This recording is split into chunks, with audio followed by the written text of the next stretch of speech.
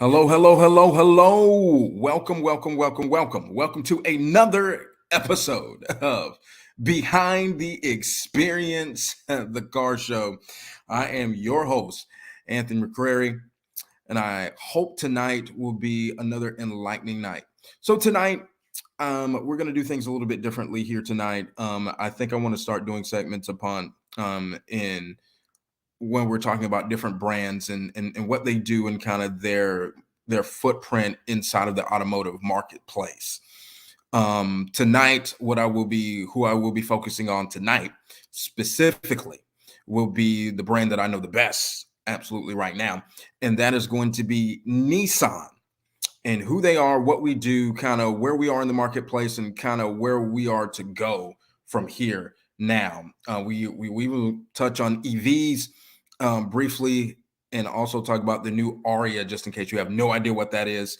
That is Nissan's newest and latest and greatest EV on the road right now. That is supposed to be extremely competitive, and from what I've seen, we actually have one in store right now here at my dealership. It is beautiful. It is very different, and it is, I think, something that most people will actually be very, very, very proud of. And they say that I work at Nissan. I'm very proud of the product that they put out as far as the Aria is concerned. So, without further ado, let's go ahead and kind of jump on into this. So, I work at Nissan, right? So, it is my job to know everything about Nissan and kind of what we do, where we are, kind of our stake in the marketplace, and kind of where we're going from here and our wide variety of vehicles. So over the next few weeks, that's kind of what I'm going to be doing. I'm going to be touching on different brands because, like I said in previous podcasts, if this is your opportunity to shop around different brands, this is the time that you need to kind of understand these different brands as a whole and what they have to offer. So that's what I'm going to be doing over this, along with I've got some guests coming up over the next couple of weeks as well to be talking about their story and their different brand walks and things of that nature as well. So here we are here at Nissan. Okay, so just a little bit of backstory about Nissan, just in case you don't know how long Nissan has actually been doing this thing called making automobiles. All right, so Nissan originally started back in 1928, right? Um, and Nissan's gone through a different name changes as well. It did not start getting traded on the stock exchange until 1933, so that's when most people recognize it as 1933 is when Nissan started out, and they were a very small company, mostly doing smaller vehicles. That's just kind of what they personalized in. Nissan has now grown to be one of your larger manufacturers in the world.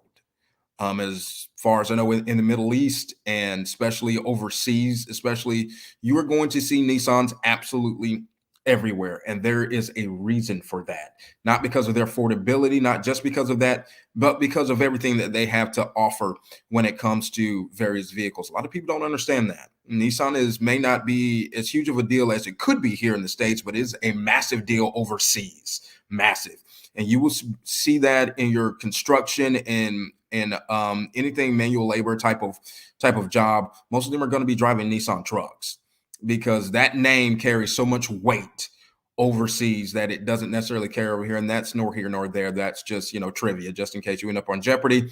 That is something that you can mention.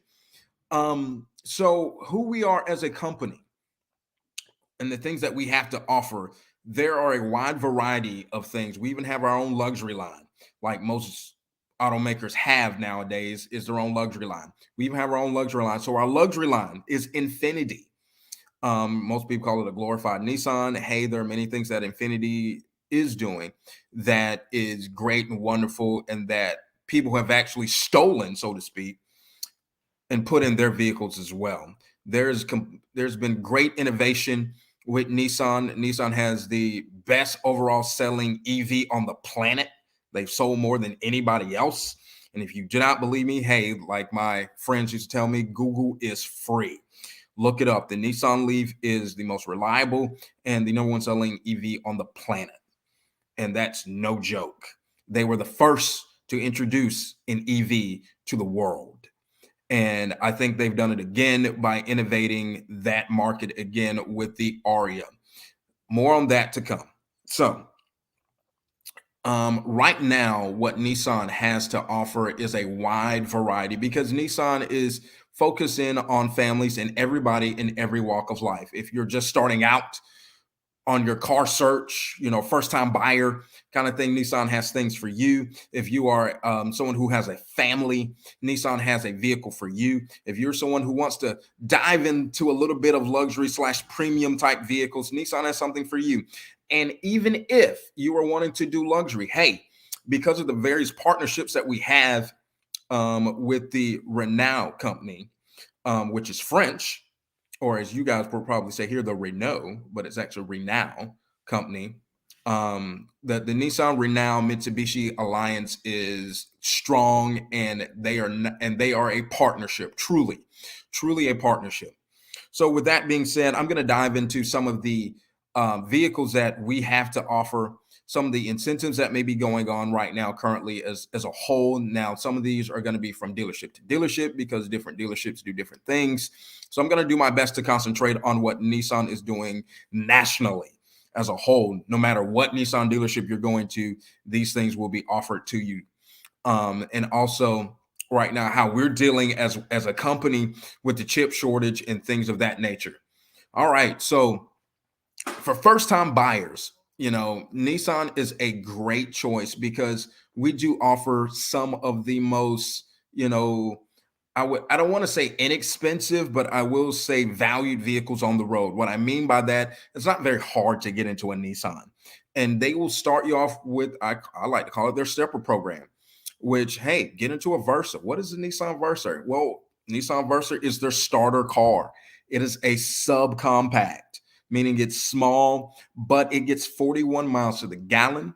You can still get every safety feature that Nissan has to offer all the way on the SR at that. You can get the SV and still get the Nissan 360 Shield, safety shield on it, which will give you blind spot monitoring, lane departure warning, front collision warning, automatic reverse braking. I mean, those are things that are very important, and it's affordable. That's the beautiful thing about it. It's affordable. You can, I mean, now depending upon the dealership that you go to, and depending upon if they're doing an addendum or not, and all that is just added cost or whatever.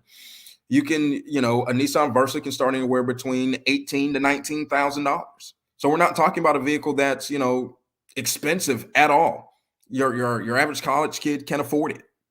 You know, um, beautiful thing about that is that your insurance companies love safety features, and the Nissan Versa is loaded, especially at the SV, which is the mid level, and the SR level, which would be the fully loaded version level of Nissan of the Versa. They love safety features. So for those parents out there who are looking for an affordable first time buyer vehicle for their child, the Versa would be something worth looking at. Not only does it get great gas mileage, you're talking at least 40 to 41 miles to the gallon. You're talking all the safety features that insurance companies actually care about. Those type of things: blind spot monitoring, lane departure warning, those type of things. It's also something that's not too big and it's not too small. Even myself, who is 6'1.5", can actually fit in the driver's seat. It also has great technology in it, such as Android Auto and Apple CarPlay. What is that for those people who do not know? So Android Auto and Apple CarPlay is an integration between, it takes Bluetooth and puts it on steroids in essence. I'll just I'll say it like that. But it is an integration between your phone and the vehicle itself. It makes them more synchronized than a little bit, right? So what ends up happening is not only will it read your text messages to you as you are driving, it will actually take the Google Maps that is on your phone, right? And actually project that to the screen that is there in the vehicle itself. It will also allow you to talk to Siri and or Google Assist. I call her Sheila.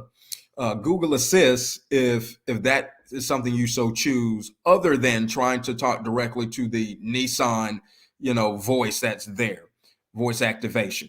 Now, what I love about Versa is it's bigger than it looks. It's sneaky big. It's very sneaky big. Yes, it is a subcompact, but the trunk space in it, I always say what I tell my customer, it's enough to fit a body and a half if that's something you got to go do. The back seat, the cabin space is the largest in its class. I can fit in the back seat very comfortably. Now, if someone's leaning back in the back seat, that's a different story. Well, leaning back in the front seat. But if they are sitting straight up, you're going to have more head space and more hip space than a little bit. I promise you that. Next in the line is then going to come the Sentra. Now, the Sentra went completely did because that used to be quote unquote the ugly car, right? It used to look like a bubble. People did not like the Sentra because of the design. Well, in 2020, Nissan addressed that and they addressed it fully.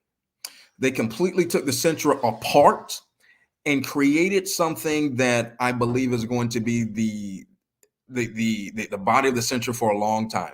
So much so that now the new 2023 Altima almost mimics it.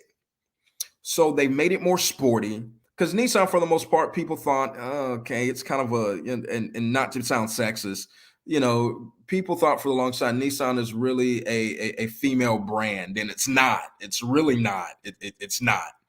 Because when I get later on talking about the Maxima and the GTR and the 400Z, and that's brand new. But when I get talking about the 370 and the 300s and in the 400Z, we'll start getting into those really, really manly things, right? But for the longest time, people thought the Sentra was just really a chick car, and it's not now. It's very sporty. They've dropped the grill in it. It looks very aggressive. The lines on it are nice and rigid, so you can be a dude and actually drive it.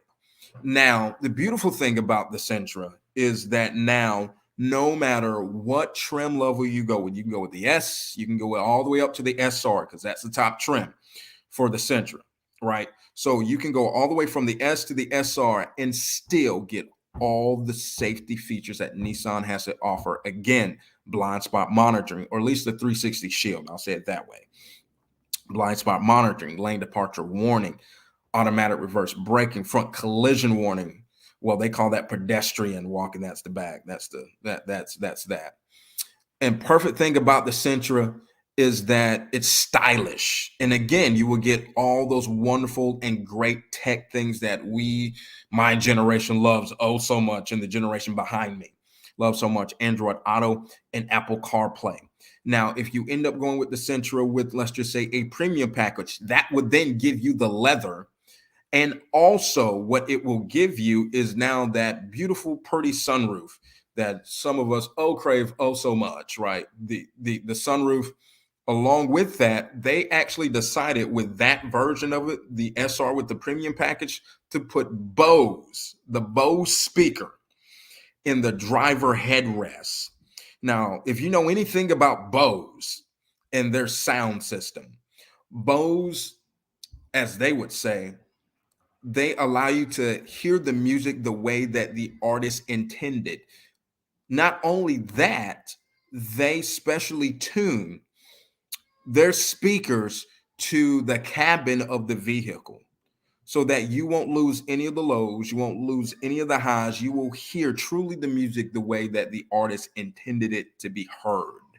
The way that they recorded it in the studio will be the way that you hear it. And that's awesome to me. And I love Sentra. Hell, I've even said on many occasions, I've told plenty of my customers, man, give me a Sentra with an SR with the premium package, and I promise you I'm driving it. That's how nice the Sentra is, right? And I'm a sports car dude. Like, give me a Mustang. Give me especially the Camaro. I'm a Camaro guy because I had one, right? Give me the Camaro. But I would drive a Sentra with an SR. That's just how nice it is. It gives you the beautiful LED lights in front to give it an even nicer nightstands. So I love Sentra, right? That's for those folks who want to feel sporty, but they don't want necessarily a family car, which I'll be going to next, which will be Altima. So Altima, of course, just like I said in my previous podcast, is all reliable, and it is. Everybody knows somebody who drives one. Everybody knows someone who has one. There are plenty of people in your family who probably have an Altima or have had an Altima. Altima is all reliable, but they have continued to change the style of Altima to make it more sporty. So for the brand new 2023 year, they've made it more sporty. They've even added two new beautiful colors to it. They've actually taken the annoying small screen out and given you a massive screen there up front. Now, for the vehicles that I mentioned, the Versa, Sentra, and Altima, they no longer have CD players. They are gone.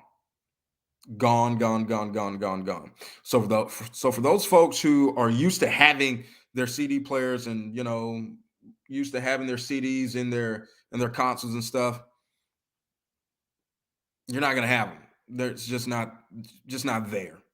It's just not there.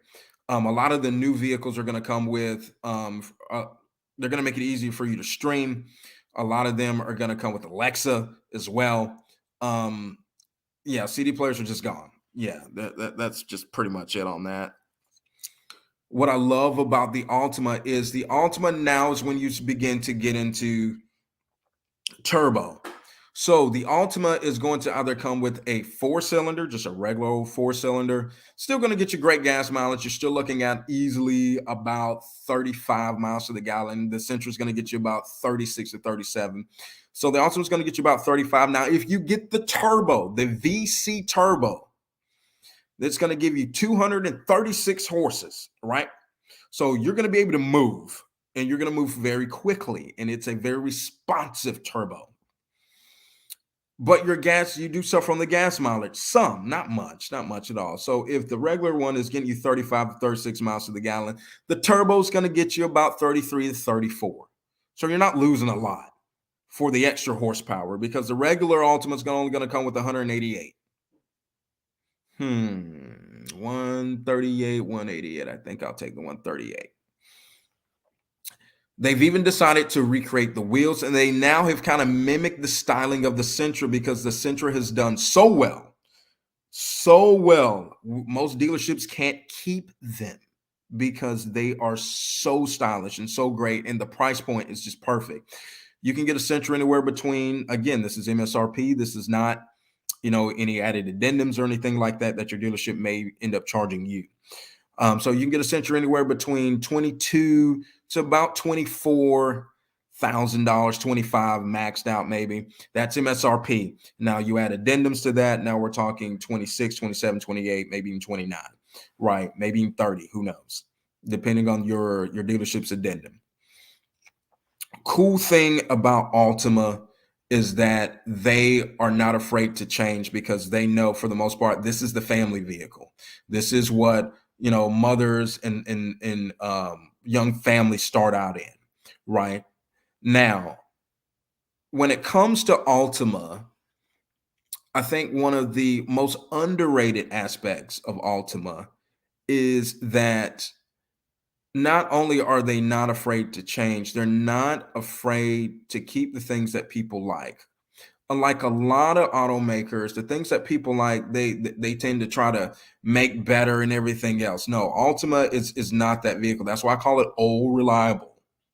It is old reliable, and there's nothing wrong with that. You know what you're getting from an Altima. You know exactly what you're getting, and there's nothing wrong with that.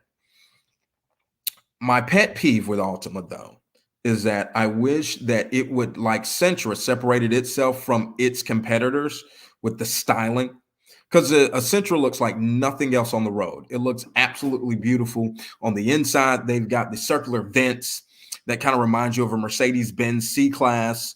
The Sentra on the outside in the back kind of reminds you of a Mercedes C-Class. The front looks very aggressive.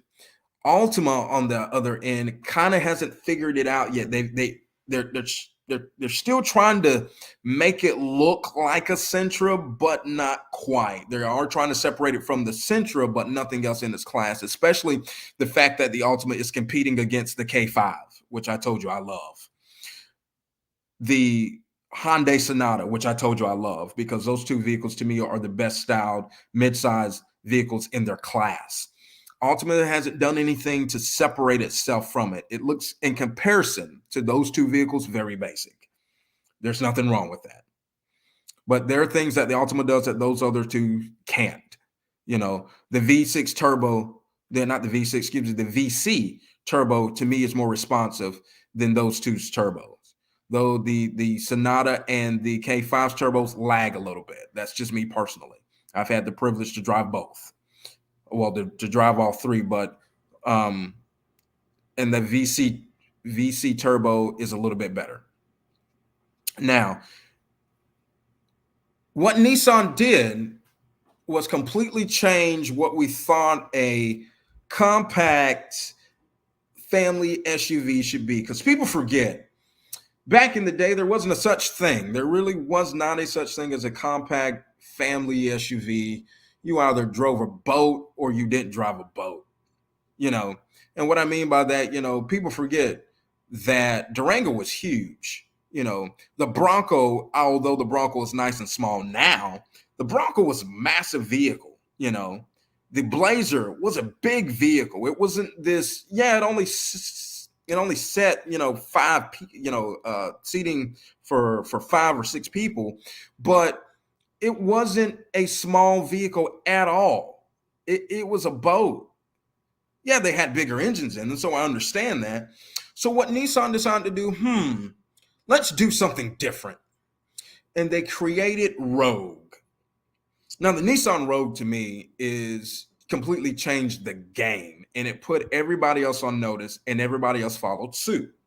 What do I mean by that? For any of you who've ever seen a Rogue, now I'm not talking about the new redesigned Rogue.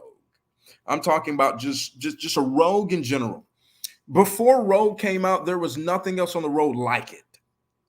There wasn't this kind of compact, smaller SUVs that families could get behind. Like I said, you either drove a boat or you didn't drive a boat. So when the Nissan Rogue came out, it took the world by storm. And people drove to it, making it one of the hottest and most selling vehicles on the road. To this day, I still believe right now the Rogue is probably the most popular vehicle that Nissan creates because of what it did to the market. It disrupted the market in a way that the market still has not seen yet when it comes to SUVs, right? Well, probably till now, the new Bronco, you know, and the Bronco Sport. That's kind of what the Rogue did. It took the world by storm because no one had ever seen anything like it. It was small and compact, but still was able to fit. And this is where this term, you know, SUV really came to life because it truly was a sports utility. It really was a sports utility vehicle. You still had the cargo space to do whatever you needed. It was still family enough, but it was still sporty at the same time. So it's like, wow, you know, I kind of get all these things rolled into one. I don't have to drive a boat. It wasn't crazy expensive either. It was great on gas, and they still are great on gas. They've just even improved it even more so with the new styling, which now the new styling of the new Rogues, which they did that back in 2021. The Rogues now look like Land Rovers, you know, like, oh my God, they look like Range Rovers. If I was to cover up the Nissan emblem, and you kind of did this real fast, like, whoa, is that a Range Rover? You know, no, it's a Nissan. It's a Nissan Rogue. And what they've done to the Rogue when they rebuilt it, I think it has been tremendous. And the Rogue has now, again, taken its place as dominant in that because the styling of it had gotten tired. It kind of did. It kind of got behind. But now with the redesign, with the hard edges, the hard lines, they went back boxy. You know, because for the long time, the Rogue was very round and bubbly and, you know, feminine. So they made it cool for guys to own a Rogue. Like, you can own a Rogue and actually be a dude. You know what I mean? Because we all got families for the most part, right? And we still want to, and yeah, we're dads, but we still want to be a man. You know, we still want to drive something that looks manly. And I think that with them listening to their customer base and understanding that not only women drive Nissan, but men do too. So we have to cater to them too with the styling and everything else. That's where you get these hard edges from. That's where you get some of the really nice alloy wheels. No matter what trim level you get a Rogue now, you're going to get an alloy wheel. So you can get the S alloy wheels. Really nice. You can get the platinum alloy wheels, polished alloy wheels. Really nice, right? They also took the Rogue and they made it more luxurious than it's ever been. At one point in time, the Rogue it was nice, but everyone began to catch up to the technology. You still get all the safety features in it. The safety shield is in that one as well, no matter what trim level now. So you can get an S and still get blind spot monitoring, lane departure warning, front collision, all that, right? And they come with a great warranty. Beautiful thing about it. Beautiful thing about Rogue. So for your families who have more than, a couple of kids, Pathfinder. So Pathfinder, when it first came out, again, was one of those things that kind of took the world by storm. It was a third row that looked more like it was ready to go into battle when it originally came out. It was very boxy. Some people who still drive Pathfinder will not get rid of it because they love that styling of it. That would be considered the mid-size SUV. Very boxy, very nice, kind of set up like a Jeep, but it wasn't a Jeep. That had the bigger engine, the V6 in it. Now that V6 that they still have in it, gets you almost 300 horses. They've gone back boxy because at one point in time it got real round and looked like a minivan almost, but it wasn't a van. They got rid of that. It looks just like the Rogue, very boxy, very nice, hard edges on it. So again, something that men can actually drive and feel like a man in. Even if they have all their kids, they can still look cool. Because at the end of the day, come on, listen, I love my children. I love taking them everywhere that I go. But there are times when, man, if I could just be a dude in this, So I love what they've done. You get all the technology in it. They have definitely improved the interior. They've improved the interior on absolutely everything. Everything is now more modern than it's ever been. They've taken out the CVT when they redesigned the Pathfinder because they all had CVTs. And a lot of people, I know and people hate the CVT. Oh my God, the CVT. There's so many problems with the CVT. They have a chain now they've got a belt and blah, blah, blah, blah, blah, blah, blah. Listen, I hate to tell you, everything that is affordable as far as vehicles are concerned on planet Earth have a CVT transmission. I don't care what maker. I don't care what automobile is it. I don't care who did it. Your Honda has a CVT transmission. Your Honda Civic. Your Toyota Corolla has a CVT transmission. Your Nissan Versa, your Nissan Sentra, your Nissan Altima, they all have CVT transmissions. And a lot of their SUVs on these various automakers have CVT transmissions. Why is that? Because it's affordable. It makes the vehicle not cost an arm and a leg. It's more fuel efficient. So for you people who are like, I hate CVT transmissions, get over it. They're in everything. All right. For the ones that don't have CVT transmissions, they do have a real one. So one of the pet peeves that people had with Nissan, especially when it came to the Pathfinder especially, was that it had a CVT transmission. And to me, it was a mismatch. Now, on the old body style, not so much. But on the newer, when it went round and looked like a minivan, there were a lot of issues, especially certain model years had issues with the CVT transmission. So when they redesigned the Pathfinder for 2022, when they redesigned it, and yes, if anyone ever tells you they have a 2021 Pathfinder, slap them. They don't. They didn't even make one. Okay. They skipped directly from 20 and went straight to 2022. They didn't make a 2021 Pathfinder. So if someone says, I got a 2021 Pathfinder, they don't. That Nissan didn't make one. Okay. Just putting that out there for those folks who like to be on social media for clout. I got a 2021 Pathfinder. No, you don't. Nissan didn't create one. So I don't know how you got it. Anywho, so when they recreated the Pathfinder, they decided, hey, let's do something that people have been clamoring for us to do for the longest time. something that has been giving us issues forever, ever in a day. Nissan actually decided to put a real transmission in. As a matter of fact, they put that 9-speed monster transmission from Titan into the Pathfinder. About time. And now it seems complete. They've made it more luxurious than it's ever been. On the inside, especially at the platinum level, you have a choice of getting the chestnut interior, which is beautiful. It is absolutely gorgeous. Oh my God, it is gorgeous. A wide variety of colors. You can get, of course, your panoramic moonroof, your navigation, your heated and ventilated seats. Don't call them air conditioned, because we don't call them air conditioned. They're ventilated. So your heated and ventilated seats. They can come with captain's chairs in the second row. It's a beautiful, beautiful vehicle. And of course, you can get it with the tow package, and there is an intelligent 4-wheel drive. This vehicle is now more capable than it's ever been. I love what they've done with Pathfinder. Pathfinder is beautiful. It has seating room for 7. So if you are a family that is searching for a vehicle that doesn't necessarily want to break the bank, but still looks very, very nice, that can compete with almost anything, Pathfinder is your vehicle. It is absolutely gorgeous. Take a look.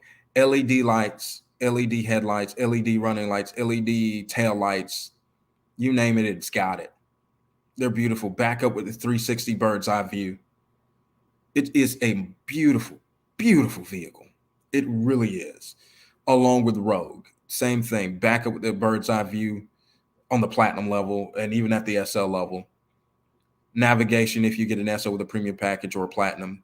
It also has its own version of the chestnut interior. It's a lot lighter than the chestnut that is in the Pathfinder, so be very careful of that. It almost looks yellow, but it's beautiful. It is absolutely gorgeous. Absolutely gorgeous. And then now Nissan had to have something that competed with your Expeditions, your Yukons, your Tahoe, everything like that. And that is the Nissan Armada.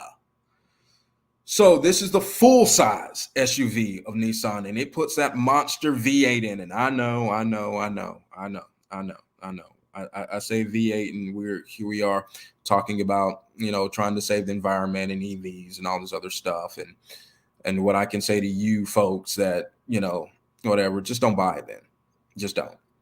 Because what Armada is, just like Titan, the truck, just like Titan is an unapologetic truck, the Nissan Armada is an unapologetic full-size SUV. Deal with it. You don't buy an Armada to get 40 miles to the gallon. You don't. It can compete with any of its competitors, Tahoe, Expedition. Now, as far as space is concerned, it can't compete with Expedition, because Expedition does have more space. But everything else, game on. Game on. As a matter of fact, it is the quietest out of all of those. To say that it has a massive V8 in it that puts out 400 horses. Yeah, that thing gets up and go. Yes, that is with premium gas, but still, it gets up and go. But you don't have to put premium gas in it. You can put whatever you want to in it, believe it or not. And with that, with the redesign of the Armada, it looks more, the refresh, I'll say it that way. The refresh of Armada, it looks more now luxurious than it's ever been. It rides more luxurious than it's ever been. It does have a 4-wheel drive option to it. You can, at the platinum level, get that beautiful dark chestnut interior. There's also captain's chairs available for the second row. It's beautiful. It is absolutely gorgeous. It is a sight to behold, as a matter of fact. Now, I know I'm moving kind of fast because I'm trying to also get to the EV part of it as well. But if you have not had an opportunity to look at what Nissan has been doing lately, I suggest that you go do it. At least take a look at what Nissan is doing, because right now Nissan is slowly changing the game, slowly but surely changing the game. They are redefining themselves and redefining the genres that each of these vehicles are in entirely, to the point where, oh snap, people are now trying to copy some of this stuff. Armada has the largest screen in its class, 12 inches, massive screen. All your safety features again included. So from there, let's just say you want to do a truck. Now,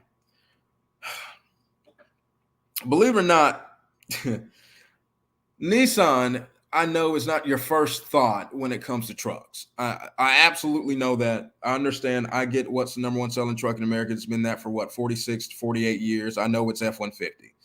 There's no need to tell me that. I know that forwards and backwards.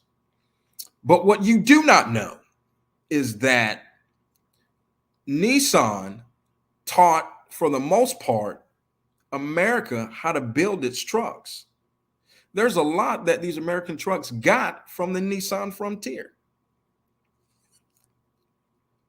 Yeah, a lot of people don't know that. Yeah, you know, that unibody thing. Who do you think invented that? Huh? Yeah, exactly. You're talking to Nissan. All right. The way in which their suspension works, now that's practically standard in every truck. Who do you think started that? Yeah. Nissan knows how to build a truck. They almost, believe it or not, they almost build it better. Don't believe me? The most dependable truck award for the past 4 to 5 years has not been Chevy, has not been Ram, has not been F-150. It's been the Nissan Frontier. The Nissan Frontier. As a matter of fact, short story for you. A couple of years ago, there's a guy, I think he's up in Michigan or Ohio, right along up in there near Great Lakes. He was a delivery driver. And he had a Frontier. It was an old Frontier. And he goes to trade it into a Nissan dealership because it's time for him to get a new truck. It just is. Right. All right. So he goes in for a new truck. All right. So, of course, what any dealership would do, hey, we're going to go out. We're going to take a look at your trade. We're going to, look at your tires, look at your mileage, all that good jazz. Right. So they go out and they do this. And they realize something. Holy shit. This truck has 1 million miles on it. No lie. No joke. You can actually look this up. This was a story. Real deal. Google is free. His truck had 1 million miles on it. 1 million miles on it. He goes to trade it in. Nissan, and I don't mean the dealership, I mean the company, Nissan Motors, bought his truck and gave him a new one. They gave it to him. His truck sits in the lobby where they build Frontier. No other truck can say that. Again, Google is free. Don't believe me? Read it for yourself. That's just the lasting power, and that shows you what a Frontier can do. At one point in time, they were seen as the indestructible truck. That and the old Ford Ranger. Those two were the indestructible trucks. You couldn't tear them up. And if you tore it up, it's because you meant to tear it up. Frontier's still that. So that's why it's won the most dependable truck award, again, for its class, for the past 4 to 5 years. You just can't tear it up. Again, Google is free. So what they did with Frontier, because it had not changed from really 2006 to 2020 or 2021, the truck absolutely remained the same till that time. The only difference was 2021, and they put a push start in it, and it had a screen in it. It's really about it. But everything else practically remained the same. Now, of course, it went through various engines and things of that nature. Don't get me wrong. At one point in time, the Frontier had a 4.0 in it, and some people still look for that version of it. So the Frontier went through a drastic change for the 2022 model. A drastic change.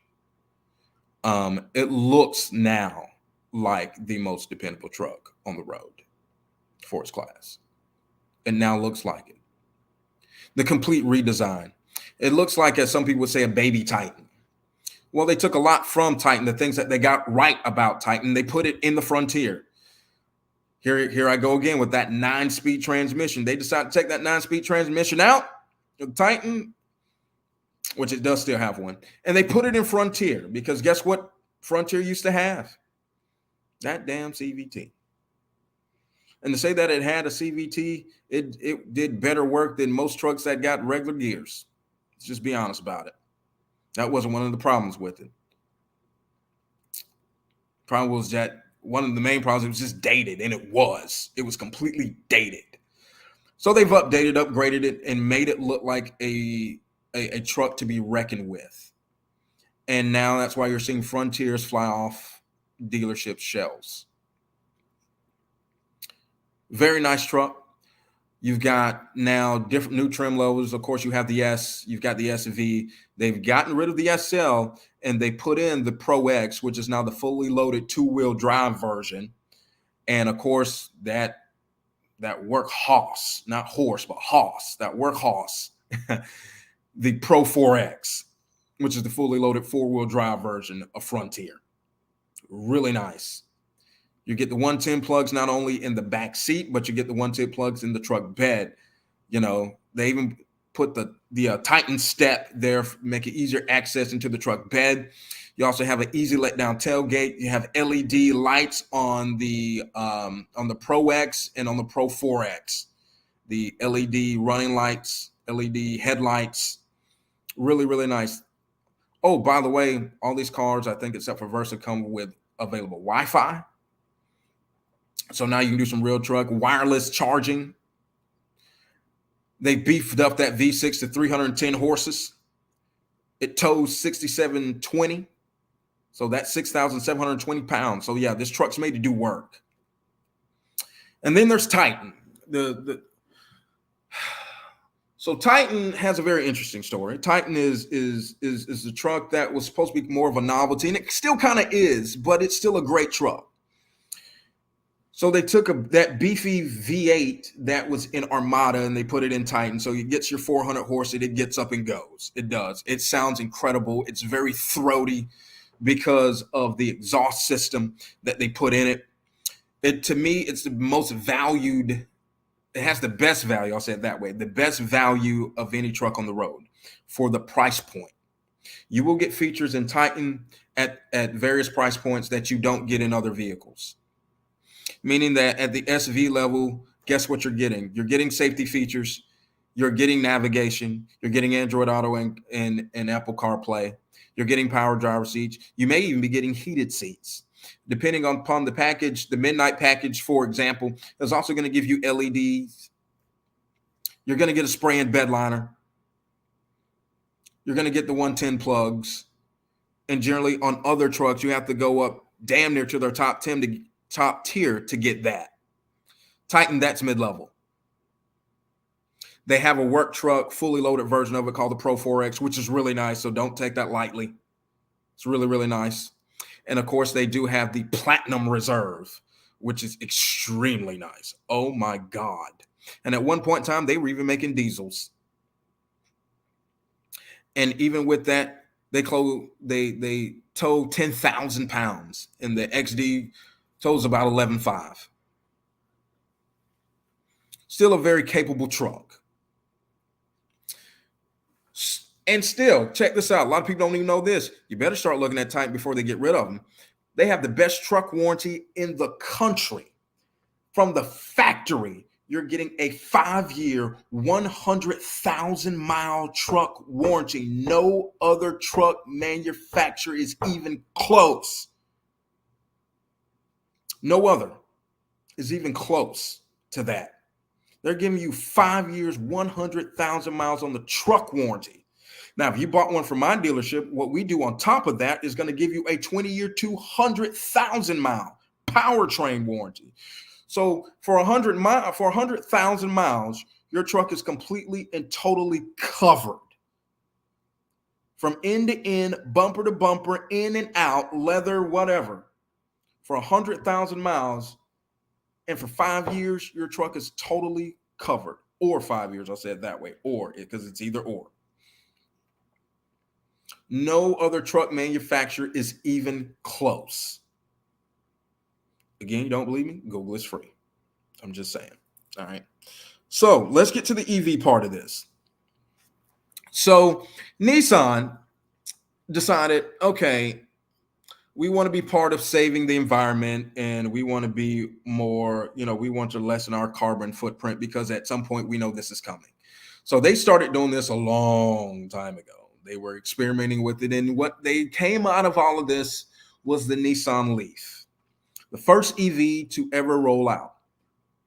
And no, it was not the Prius or anyone else. It was the Nissan Leaf. And to this day, it's still the most reliable one.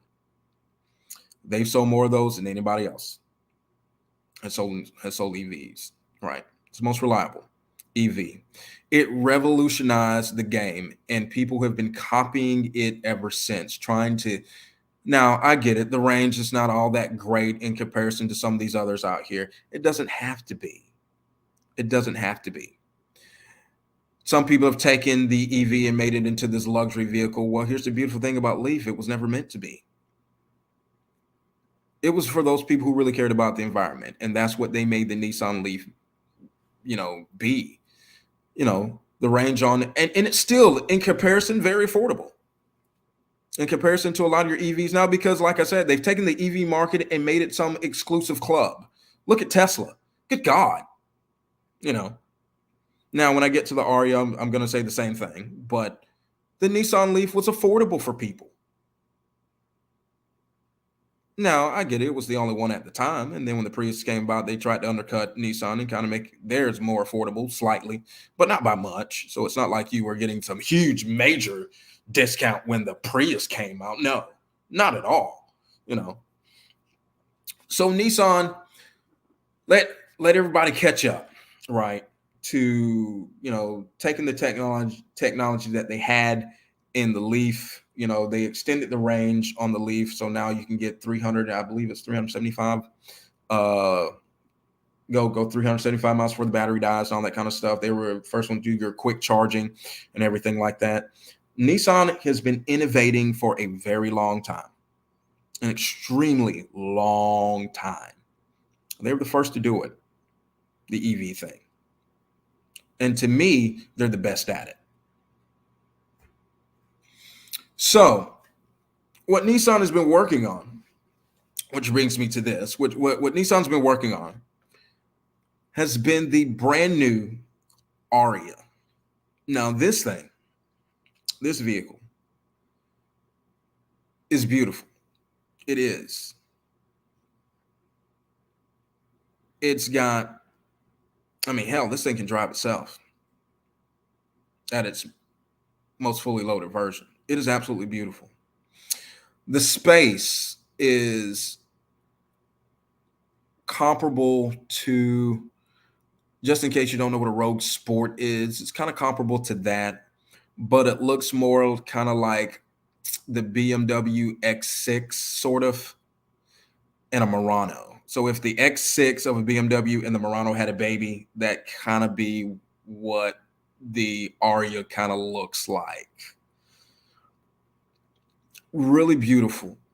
On the inside, it is absolutely gorgeous. You have two different battery types. Battery type number one is a 64 kilowatt battery. The other one is an 84. At its standard level, you will be able to go 216 miles. At the fully loaded version, you'll be able to go 300 plus. Really nice.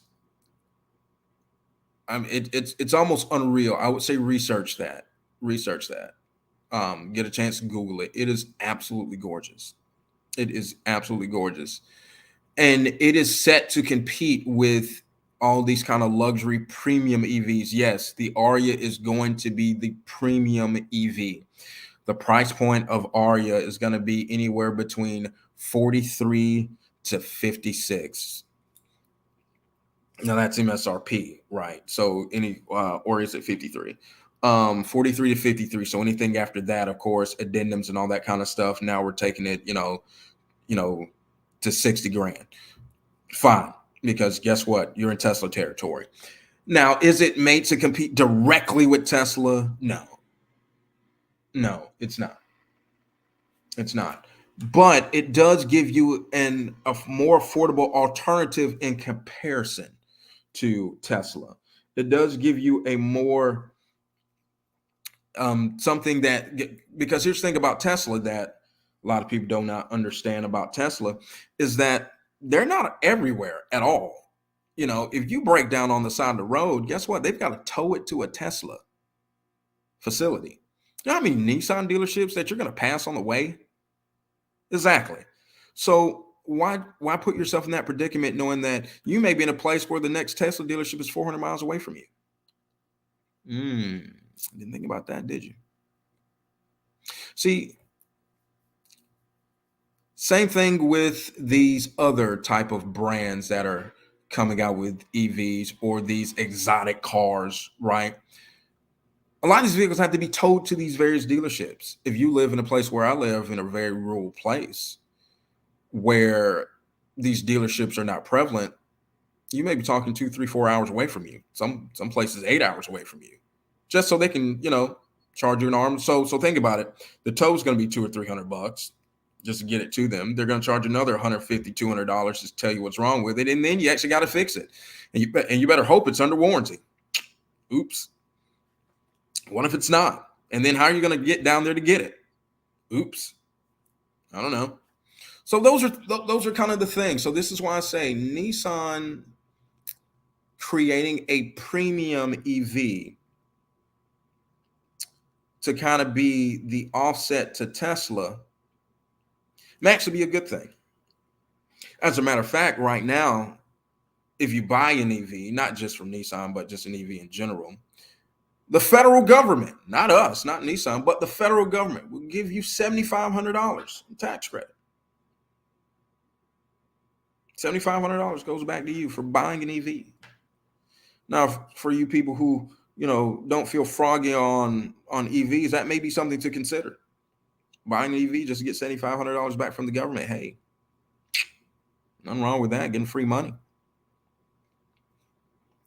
Nissan is a brand that has been around for 89 years. 89 years. It's actually year 90. 90 years. Throughout all of that, it has innovated. Through all of that, it has changed. It's seen it all.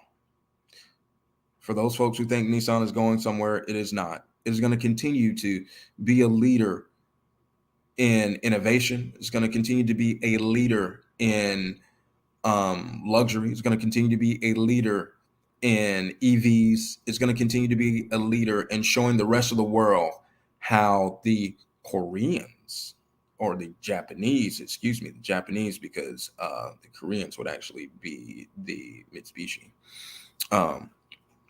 The Japanese go about building vehicles, so much so that they have dominated their market, so much so that these foreign automakers, Kia, Toyota, Honda, Nissan, force the American automakers to take their ball and go home as it comes to actually building cars. The only American-made cars on the road that aren't sports cars or considered sports cars, so this will exclude the Charger and the Camaro. I'm talking just actual economy vehicles. You're looking at your Chrysler 300 and your Chrysler 200. That's it.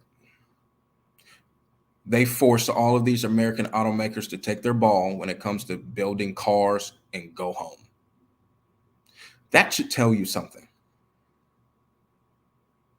That should tell you something.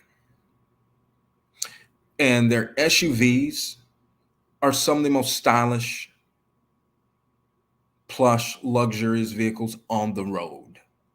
Not to mention some of the most reliable. Their trucks actually showed the American makers how to make them.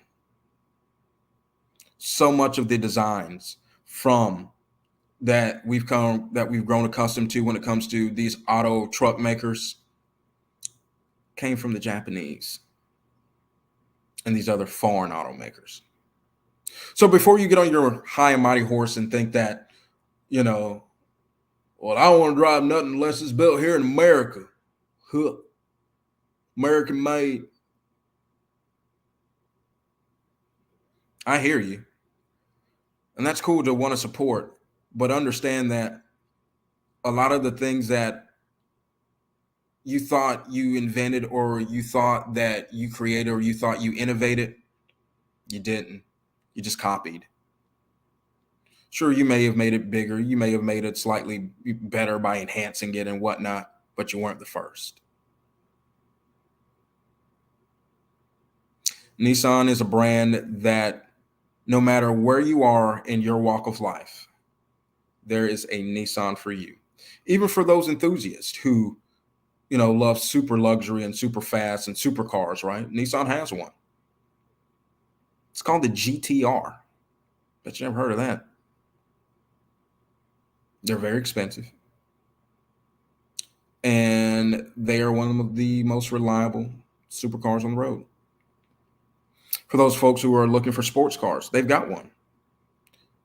The brand new, it was the 370Z, and a lot of you grew up in the 80s, so you know of the 270 and all that, in the 300 and whatnot. So the now new one is the 400Z. That will be hitting showrooms if it hasn't already hit a few showrooms already.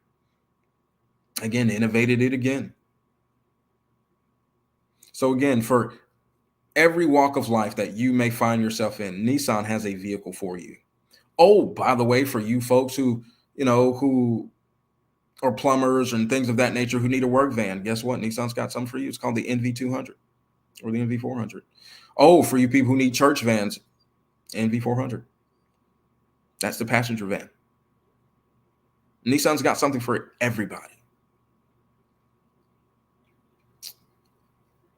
That's why I love this brand so much, because it touches absolutely everybody. It doesn't exclude anyone. It's inclusive to everybody. You want to save the environment? Well, we've got the affordable Leaf. And for those folks out there who want to feel a little bit more plush and a little bit more luxury and feel more premium, well, the Aria is going to be your vehicle. With the styling, with the look. So truly, you can join the Nissan family and truly be family. And if you want to feel absolutely luxurious, guess what? We have a luxury brand. It's called Infiniti. It's the first to ever have dual touchscreens in a vehicle. Yeah, that's right. You heard me. Infiniti started that whole dual touchscreen thing. And believe it or not, some of the Nissans actually look better than the Infinitis. Oops. That's just the truth. Give me the Pathfinder over the QX60 any day. Give me a platinum Pathfinder any day over the QX60. Any day. So tonight, I hope that you guys have learned a little bit about Nissan and understand that Nissan isn't going anywhere. Nissan is definitely here to stay, and they're going to continue to innovate. Because that's what we do best. We innovate. We can change with the times with the best of them. If you want to follow me, you can follow me on social media at the McCrary Experience on Facebook and Instagram. If you want to catch up with me on my website, it's McCraryExperience.com. And I am also on YouTube as well at Behind the Experience, the Car Show. This has been Anthony McCrary for Behind the Experience, the Car Show here. Hope to see you guys next week. Y'all have a wonderful, wonderful rest of the week.